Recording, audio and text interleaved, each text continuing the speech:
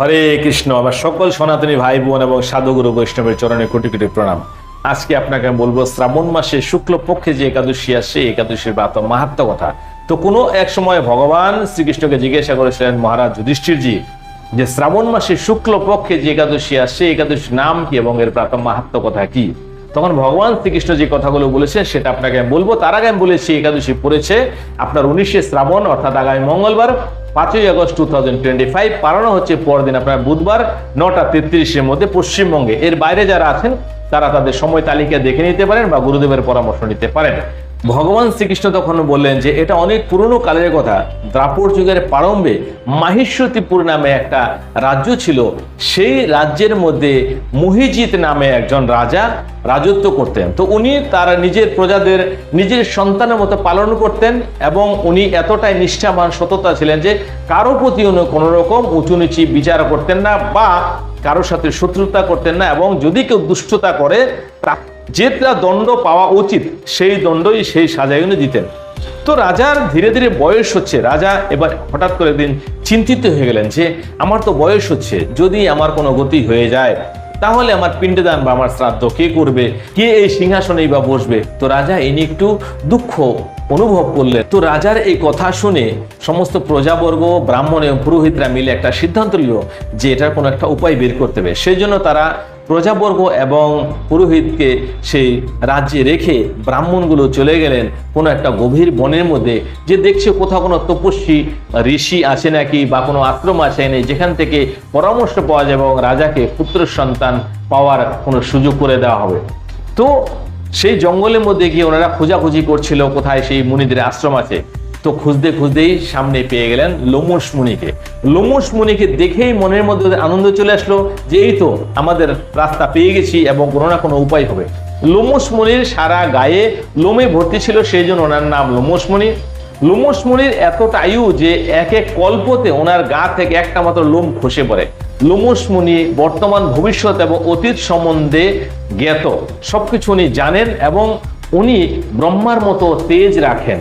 তো ওনাকে দেখে স্বাভাবিক সন্তুষ্ট হয়েছে ব্রাহ্মণরা এবং ওনার কাছে এগিয়ে যাচ্ছেন। তখন লোমশ মুনি নিজেই জিজ্ঞাসা করলেন যে তোমরা আমার কাছে এইভাবে আসার কারণ কি? যদি আমার দ্বারা সম্ভব হয় তোমাদের সেবা করা তো অবশ্যই আমি করবো, আমাকে বলো। তখন ওনারা বললেন যে এই সময়ে যে রাজা আছেন মহিজিৎ, মাহিষ্যতিপুরের, আমরা সেই রাজার প্রজা। উনি আমাদের সন্তানের মতো ভালোবাসেন, স্নেহ করেন এবং পালন করেন, কিন্তু সেই রাজার ঘরে কোনো পুত্র সন্তান নেই। সেই জন্য রাজা দুঃখিত আছেন এবং ওনার জন্য আমরাও মনে মনে দুঃখী আছি। আপনি কোনো একটা উপায় করে বলুন। লোমশ মুনি তখন কিছুক্ষণের জন্য ধ্যানস্থ হলেন। সে ধ্যান ভঙ্গ হওয়ার পরে উনি বললেন যে রাজা তো এই জন্মে তেমন কোনো পাপ করেনি। হ্যাঁ, তবে কোনো একটা জন্মে উনি একজন বৈশ্য ছিল এবং গ্রামে গ্রামে ঘুরে উনি ব্যবসা করতেন।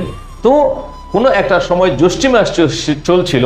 জ্যৈষ্ঠ মাসে শুক্লপক্ষের দশমীর দিনে উনি গ্রামে গ্রামে ঘুরে অনেক ক্লান্ত হয়ে গেছিলেন। তো উনি একটু জল খুঁজছিলেন যে কোথায় একটু জল পাই, কেননা সূর্যের তাপ এত লাগছিল যে খুবই কষ্ট হচ্ছিল।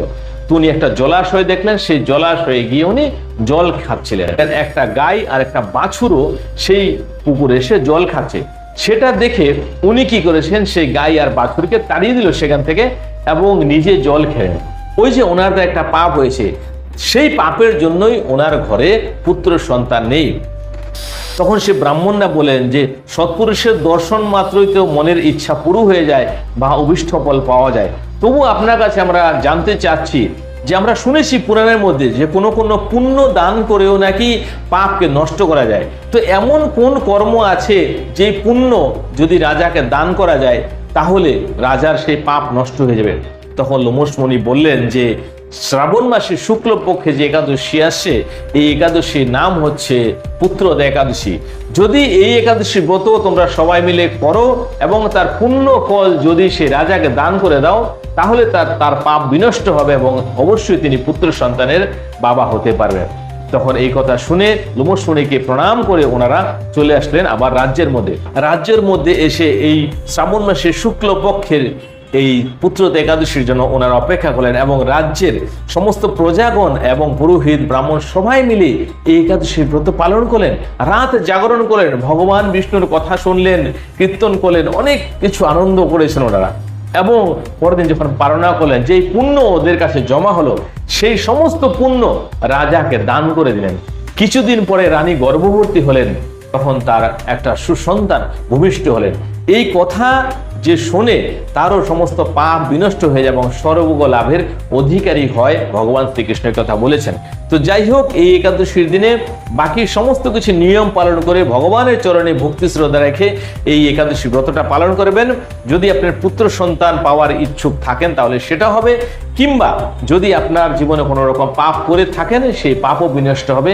আজকে এখানেই বিশ্রাম নিচ্ছি, আগামী দিনে আসবো কোনো একটা অন্য টপিক নিয়ে। যদি এই সনাতনী চ্যানেলে প্রথমবার হন অবশ্যই সাবস্ক্রাইব করুন, কেননা এর মধ্যে আরো অনেক কিছু গোপন তথ্য আপনাকে দেওয়া হবে। হরে কৃষ্ণ, হরে কৃষ্ণ।